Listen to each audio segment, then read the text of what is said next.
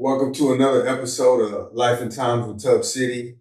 We got a special guest. I'm so excited, and y'all don't understand like what this means to me. Been trying to get this for like 2 years. Been trying to get this man on social media. Been trying to get him to promote and like let people know who he is. Everybody that already knows who he is. If you don't know who I'm talking about, we're talking about the legendary Andreu Swasey. Icon, legend, mentor to everybody out there, mentor to me. Like, this means so much to me. And I just want to say thank you for coming on the show, man. No problem. Man, I know it's been a struggle. Fight to get out, but no, it's bad. This is gonna be big. But every first question on Life and Times of Tubbcity is I like to have people on the show that, you know, that have affected my life, been in my life, that are friends, family. And what's your first memory recollection that you could think about of interacting with me? no, that was being that when you came, and I know your aunt, CJ, Tiger, CJ. When I saw CJ and we working together, you came out there and he said, "Man, you get him right. Take me. You want to see if he really want to do this." So it was more of a test, to see if that's what you serious about playing ball. Yeah. So that was my first encounter and throwing into the fire. Man, that changed my life. Like that. Those 2 summers shaped my whole mental of how to be structured and how to work and how to compete and how to like fall in line and how to be a leader and then how to be a follower. Like that whole thing, like from my father raising me, Uncle Tiger, Uncle Jeff, like the men that were in my life, that was like the final lock that was like, okay, this is what you got to do to be what you want to be. Right. Like that was, I appreciate that. And to this day, like anybody that knows me has heard me say the word Swasey. You know what I'm saying? And I base my coaching style and my delivery and like off of you. Like even guys that I coach know your name. You know what I'm saying? Let's go back. You're born where? I'm born in Miami. Miami, Florida. Yeah. Okay, city. Carroll City. Carroll City, okay. They'll call it Miami Garden. Now. But I grew up in Carroll City. Okay. So, single parent home, father, mother? No, both parents. Both parents? Yes, and been together for my whole time. Okay. Amen. Okay, growing up in Carroll City, what was your home life? Were you guys rich? Were you middle class? Were you low income? What was life like as a child growing up? I mean, I wouldn't say we definitely wasn't rich, but we wasn't poor either. Yeah. Both working parents. Mm-hmm. My mom was a nurse. My father was a construction worker. Okay. So that's the foundation of hard work and doing all the right things. So I just grew up. My dad from Jamaica, my mom from America, from Alabama. Wait a minute, I never knew that. That's funny because we interview Albert and he's part Dominican. I was like, I'm the best running back in the village. So the best strength coach in the world is Jamaican. So all right. So growing up was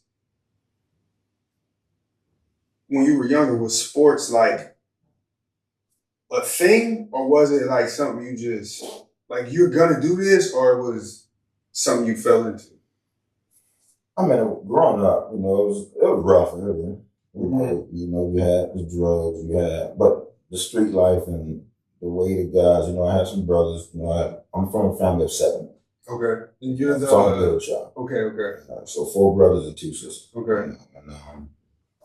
Some did, had it tough and rough. But I was a middle child to learn from my oldest and also to be a leader for my younger ones that's coming up. Yeah. So, but my brother, everybody, we was a close family. We always stayed together and worked together, but and supported each other. And they always wanted the best. They knew I was a sports guy. They called me nerd. Oh, really? Because I love sports. I'm not into smoking. I never smoked weed before in my life. Really? Me too. That's yeah. I've never smoked weed. People don't believe it. And I've seen it every time. Yeah. And I'm fortunate. My mom, was an alcoholic. Okay. So that pushed me away from drinking. Even when I went off to college, a lot of people wonder why I didn't drink. But deep down inside, I know my story. Yeah. And I know how to tell everybody, but that was kind of my lifeline. Like I seen how much and how hard it was, with her. Yeah.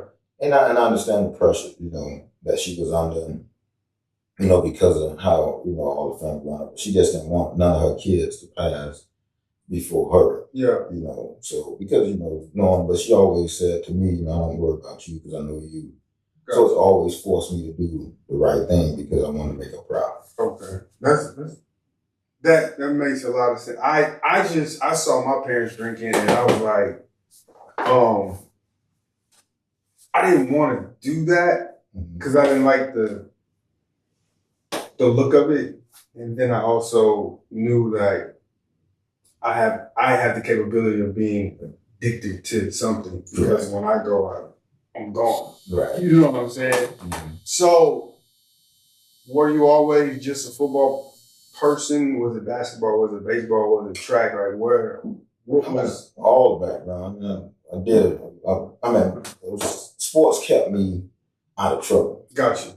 Going to the park. Now the park would mingle in with the local neighborhood. So it was guidance. I seen the dudes that's been locked up coming out of prison. So sports, baseball? Not really baseball. Okay. I didn't grow up. We didn't play baseball in my area. I know you can hoop. No, we played basketball. That was mandatory. Basketball in the neighborhood. And then I played football. So I know I've said this to you, but I'm gonna say this to the world, and everybody knows that I'm a hooper. And if you don't know, try me. The hardest basketball game I've ever played in my life. Mm-hmm. The most physical, most intense game I've ever played in my life. Do you remember that game? When we was playing against just 3-on-3. Yeah, we were playing Greg Olson. Who we had? It was Greg Olson. It was me, you, and Tiger. It was Kevin Everett, Greg Olson, and Nuke. Yeah, no, I remember that. That was the most physical, eye-opening game I've ever played. I don't remember who won, but I just remember like. Well, I think we won because we don't. Yeah. Shout out to K. Shout out to Nuke. I talked to him a little bit. I talked to him a little while ago, but yeah. That was a crazy physical game. So, is it middle school? Is it elementary where you're like, I'm pretty good? Is it high school? I know I can run. Uh-huh. I mean, coming out of elementary, I knew I was fast, and I can, you go to the little track meets at the school. Mm-hmm. And, back then in the days, back in the day, you got the little Chinese shoes you go buy for track meets. Grass up there, and that would be equivalent to like Tom's. Right. Tom's, yeah. So and I always won that, so I had some inkling and just that I was pretty good in sports. Sandlot football, which is 7-on-7. Yeah. That they do today. Your block. Yeah. Would travel and play other blocks. So y'all had a traveling team before it was a traveling team. Yeah, within the community, right there. I always go to the park, and imitate, the club, but have a little 4-on pass. Yeah. You get a local star around the block, but you ain't even touch Sandlot. That Sandlot ball, we used to call it, but, yeah. Yes. So you went to Carroll City High School? Yeah, I went to Carroll City Elementary, went to Lake Stephen, and then ended up going to Carroll City. And your high school coach was Walford, the legendary. That's what I was about to say. The legendary. Choo-choo train. Yeah. Yes. So, and it's gonna sound like a ignorant question, but for the people who don't know, like, why is Walt Fraser legendary? Why? You're answering the question for the people who don't know who he is. Like, that's what I'm asking. Because I know the name. But like, what was he to the community, to the kids, to the football in that area? Like, why is his name, if you say his name, in Miami and other areas? They just named a park after him over there. Yeah. Just this past summer. And I want to give a shout out to Coach Fraser. We talk and communicate to this day. Yeah. Still have a relationship. Yeah, my high school coach. I'm 52 years old.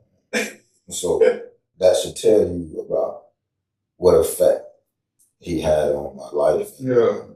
And it's a home away from home for me. Like I was telling you what sports done, but to me, to become legendary, that name, and I know people throw that out in my eyes, to become something like that, you have to reach other people's dreams. Got you. Like if I can help you obtain your dream, I think you have helped someone become special, which makes you legendary. Gotcha. It's hard to be legendary. That is my definition. So what makes Coach Fraser that is he has opened up so many young guys' lives to who they are, like, and that things are possible. We had a very successful group of guys that we still communicate today. And what made him legendary, man, he taught us the foundation of life. That's I don't think more than football. It's not about football. Football is a byproduct. But that's where I got my really being a strength coach. But they call it strength coach, but I used to get it from DJ Williams all the time because he'd be like, in life, because I give speeches. That's how he said it. And I would start off like in life. So in life, DJ is a comedian. The funny that dude is a stand-up comedian. You don't know it. And but it's I mentor. Yeah. Like you just said. Yeah. You learn from me from some things, and it ain't just me. It goes back to how I was raised and brought up, and I had the hard work from my dad and my family, but it just carried over with Coach Fraser. And on meeting my goals, my dad didn't like football. He liked sport. That's what I was going to ask you. Was your parents and mom and dad, did they just like let Coach Fraser, like whatever he say, or was there I'll be honest with you, which I think helped me. Like my dad would just give me the foundation rules.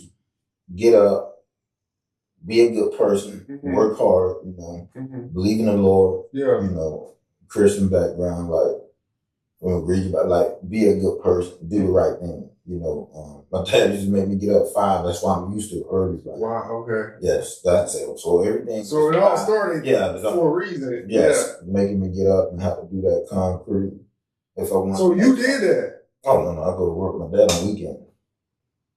So you was pouring concrete? Bro, got to mix it. Carry that wheelbarrow, the blocks, be setting up and building stuff like, no. You getting up, you got to go to work. And if you wanted some money, you're going to work for it. You're going to earn it. Yeah.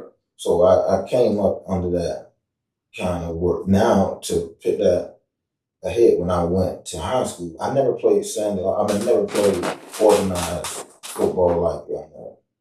Until you got to high school? That was my first time playing in pass. Never played in organized game. I just played on the streets. Because I didn't want to bug my dad about money for this, for that. I just didn't do it. But then when I got to high school, my dreams and seeing it and watching TV, watching sports on TV and seeing college, I said I want to go to college.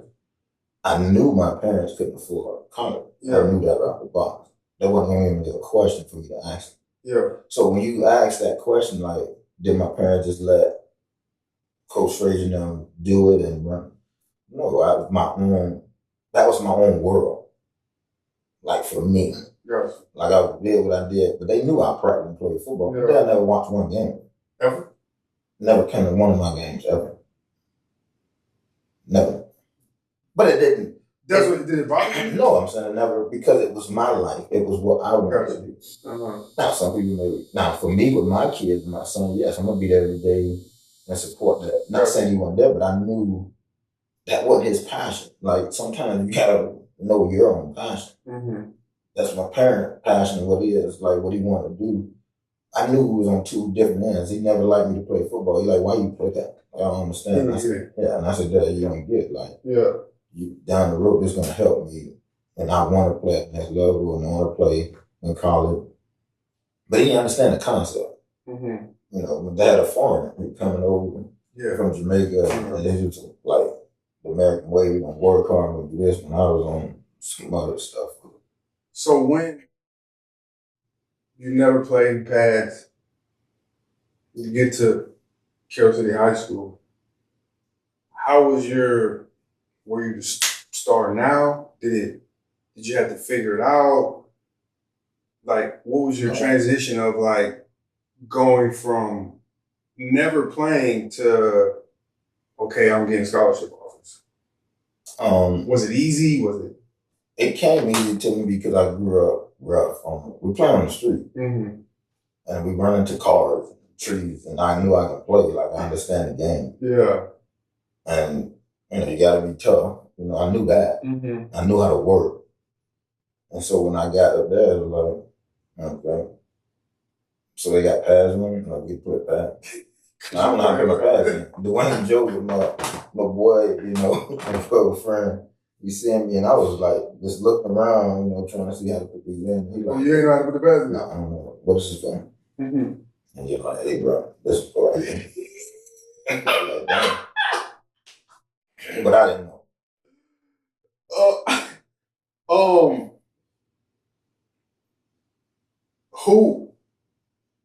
Who were some of the guys in the neighborhood?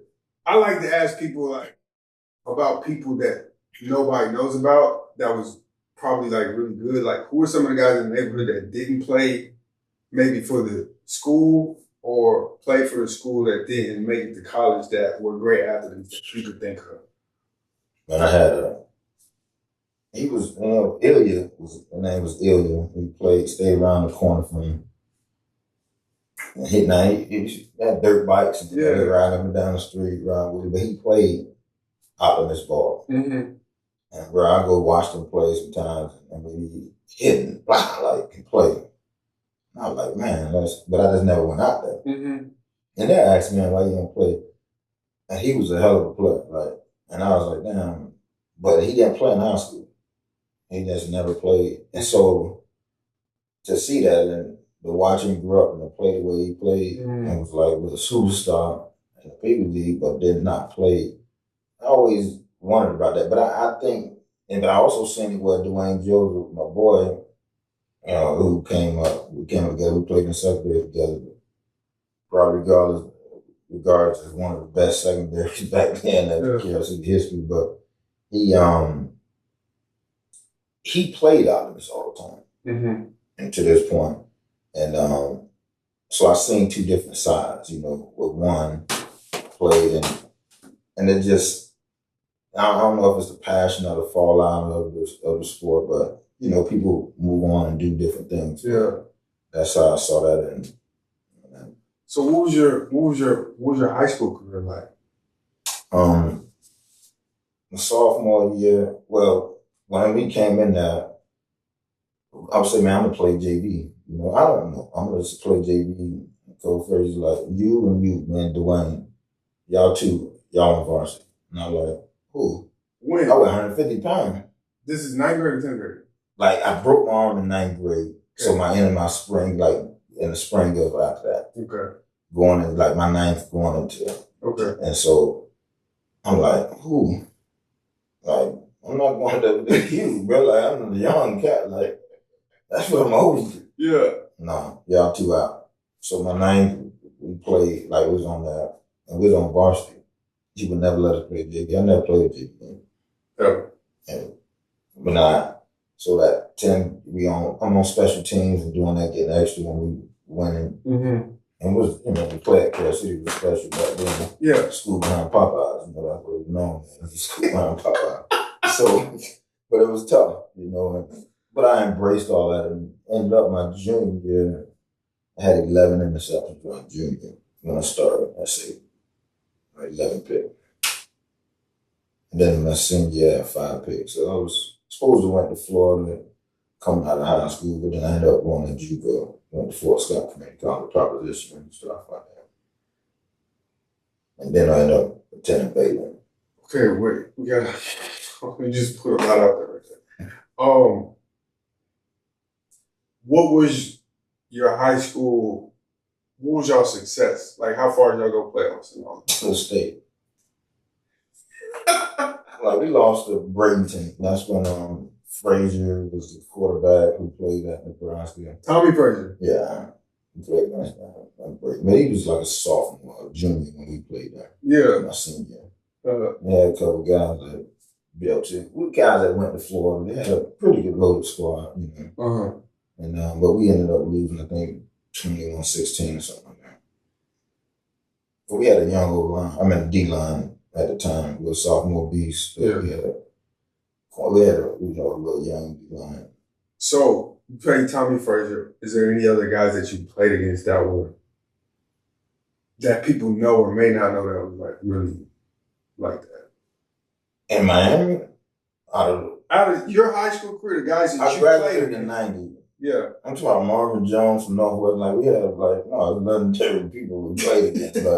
It's like you did, like, the homework on that if we go from 87, 88, 89, 90, Aubrey Hill, we had about 11. Aubrey Hill? Yeah. Like, we had 11 dudes, God bless us there. Aubrey Hill was a great friend of mine. Good dude, miss him to this day. But he was a receiver. We had Cambridge, like Jason Hill, who went to Georgia Tech. Like, our team, we was loaded, So, you said you're supposed to go to Florida. How did that, was that your first offer? Well, like, how did that all the dudes, I had Purdue and all them, in the hallways for 2 years straight. But I wasn't going to the cold. I just kept flying. But in Florida, because we had teammates like Dale Spear, our former players that were there. Godfrey Miles, Temple. Like, we had a lot of big time players that was already at Florida from Kelsey. Okay. Back then, was UM a thing? Yeah, we had Barber, Rudy Barber, O-line that played at UM. And UM was good too, but Florida was good too. You got to remember with Aubrey, I think they won the national title. Yeah. When Aubrey was there, with Steve Spurrier, they was good too, So you said you prop, that was because of grades. I would explain that situation. No, coming out, hold on, time out. And let's not, you were like a big deal, a big recruit. Okay, because you like to try to downplay it and push it so people know it wasn't. You were a big time player. Yeah, bro. All right, go ahead. It don't bother me. The streets know. I don't have to worry about that. I went to Kansas City. I can do your homework. Yeah. I don't really bother me. Yeah. To be honest with you, because my journey is my journey. Yeah. And I understand my journey. Like I say, I still have a relationship with my high school coach. And for what he taught us and for what I have came upon, I'm humble. You know what I mean? I don't like to brag about anything, and I'm more in the business of helping people see a journey and get to a certain point for me to be telling. And that's why it's hard for me sometimes on my story, because I always say it's really not always about me, about how many people can help. Okay, so how does the Florida, you get offered to Florida, how do you get to Fort Scott, which is in the Jayhawk Conference? No, I mean, with that process of going, like, I was like, man, everything was new. You got to understand, like, it ain't like my parents. I was on my own. Gotcha. Like, it ain't like, and Coach Fraser done a good job. That's why I say I go back. Mm-hmm. Coach Fraser, I think, done an excellent job with us as young. Like, as far as your grades, like, if you got a D, you going to get a paddle.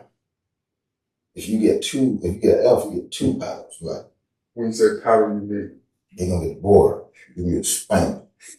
Like, so I'm saying, you was already, and he said, if anything happens, you need to go get that fixed. Like, if something wrong with your grades or whatever, you need to go get that fixed. So Coach Fraser taught us at a young age, like, handle your business. Gotcha. Like, I'm not going to fix it for you. You need to go talk to that professor, that teacher. And that helped me so much when I went off to school, and it just opened up so much of the doors. But when I left, I was able, and I wanted to kind of, at that point, I was ready to, like, for a change. Mm-hmm. Like, you wasn't like, oh, I gotta. Yeah. It was like that. My passion was football, so I'm gonna do whatever I gotta do. Yeah, it don't bother me. Okay. You get to Fort Scott. Is there some guys that? Yeah, I had Jerry Rose was from Miami Beach. He played. He was we came there. We had Gerald from Springs. We had a couple guys that was from Jackson. Mm-hmm. So I had some local Miami High. There were guys that from Miami that was up there. Mm-hmm. And what was that like? Was it culture shock? Was it? Yeah, culture shock. I mean, but I was because I coached at Hutch. Mm-hmm. I went to Fort Scott, right. And this is 2013, 14, 15, 16. Right? Mm-hmm. It's nothing there. Right. So if you telling me you was there in your time, that would be like. Negative, nothing. Negative. I mean, if you don't love school and football, and you got the horses and that's all you got, the cow, like, it's what it is. Like, but on that journey though, it really, like, I just believe the Lord has the path for everybody, and you got to embrace your journey, because along that journey, that's why I end up getting saved and baptized. Really? Yeah. In Fort Scott. In Fort Scott. In an all-white church. Really? From an all-black high school. Yeah. So you're talking about a culture shock. Like, yeah. But the process was... That was the process. And then I think that route and that the Lord has took me through, it helped me find him, because, and on that journey, because Sean Meadows, the guy that played there, he was like 5.0 student. He was coming in there. He just wanted a better chance to get an opportunity to get a better scholarship. Mm-hmm. So we were both team captains. Gotcha. And he used to always get on me like, man, you need to come to church with me. Now, granted, my mom and we preached that at my household. Yeah. But he was, the dude was on he was in the podium. He spoke, he preached. Yeah. And he was our quarterback, starting quarterback. Okay. Well, Fletcher was at first, who was from Central. Mm-hmm. Unbelievable quarterback. But then the next year, Sean Meadows was Fletcher left, and then Sean became the quarterback myself, last season. What, so you're in Fort Scott. How was the, competition? They're only taking 10 out of state. That's sum it up for you. I'm gonna act ignorant because I know. But if you ain't from Kansas, so Georgia, Florida, I don't care where you from, Louisiana, I don't care where you from, Louisiana, they're only taking 10 out of state. How many out of state do they bring in? Yeah, bro, they doubled. It's 30, 25, 30. It's over the number. And you looking around, the number is not like it's not a good ratio. Yeah. So it's survival of the fittest. And so you set to go to Florida, but you got to go here first. Right. But you got to prove yourself. That don't matter. None of that matters. This is what you got now. See, that's sometimes it's good to know and deal with the now. Like, where are you now? Like, we can talk about where you want to go, but it's where you're at. Like trust and believe in the process. Like be where your feet are. I think that's important. Like, and I kind of embraced that because of how it was brought up. Mm-hmm. I love competition. It didn't bother me. Like I know I'm gonna go home. Yeah, I can tell you that. I know you're not going home. I'm not going home. And I had sprained both my ankles and all, and they tried to move me to linebacker because of the way you hit and all that stuff. I'm like, coach, I'm not a linebacker, but just and you competing. And I knew I just say, coach, just give me a shot to play at DB, you know. Mm-hmm. But my ankles was messed up because they was out there cutting. The dudes trying to make the team. Everybody trying to make the team. But I grew up with Coach Fraser, and I'm like, there ain't no excuses. Like, so that has helped me working hard with my dad, and then understanding and learning. It's tough at Kansas City to make that team was tough. Yeah, you know. So that never bothered me. Like, so how was your team there? Oh, we were pretty good. Yeah, we were pretty good. I mean, we wasn't JUCO national champion, but I left there as an All-American. You were for real? Yeah, like I took visits to West Virginia back then. When West Virginia had Major Harris and all of them. Mm-hmm. I mean, I went on a visit to West Virginia, Clemson, Baylor. So why the flip from Florida to Baylor? Florida ended up switching coaches at the time. Gotcha. And then Clemson. But at that time, you know, like with the change, remember now I'm older now. Mm-hmm. A little year and 2 old. Season, yeah. A little season. So you can't just tell me anything. I'm not no young cat coming out of high school no more. Yeah. So now remember I just been saved and baptized. I have a different vision. I have a different feel. Like I used to worry, you know, seeing death growing up, you know, drugs and all that stuff. I just wanted a better situation for myself. Mm-hmm. So how long were you at Fort Scott? Are you there 2 semesters or you was there 1 year or 2 years?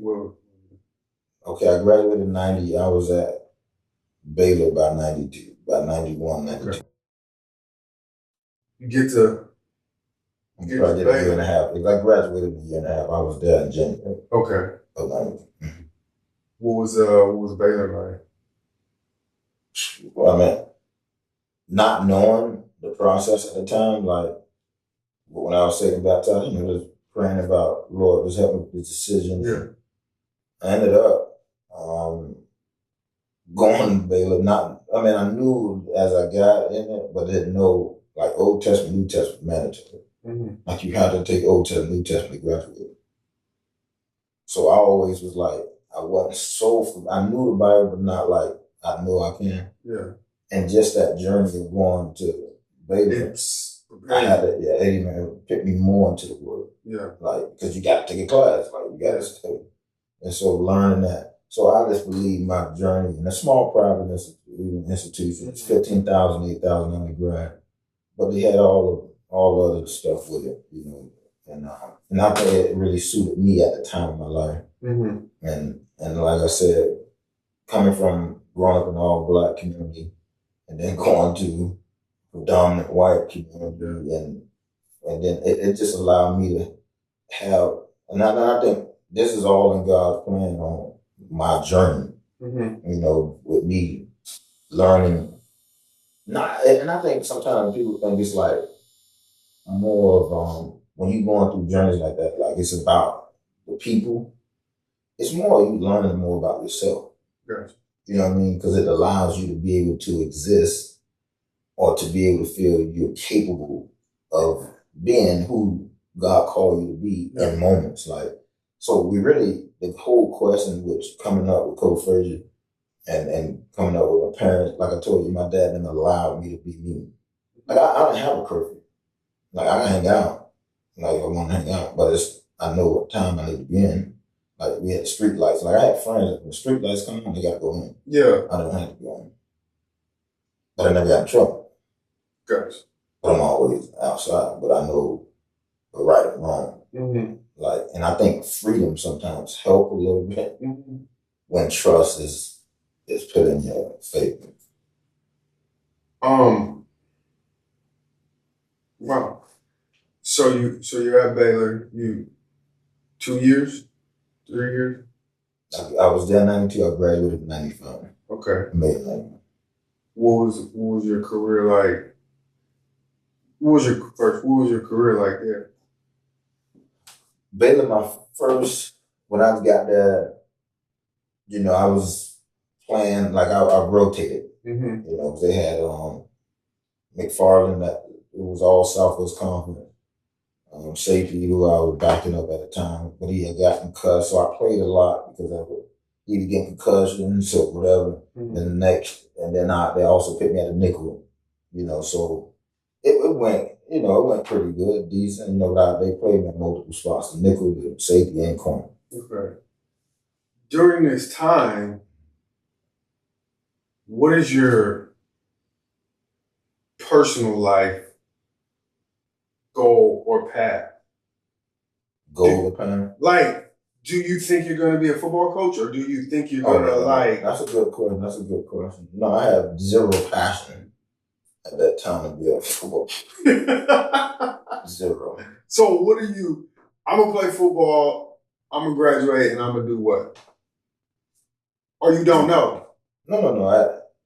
At the time, my whole quest was like better myself for my family, my future family, like the better myself, you know. And this is where you meet?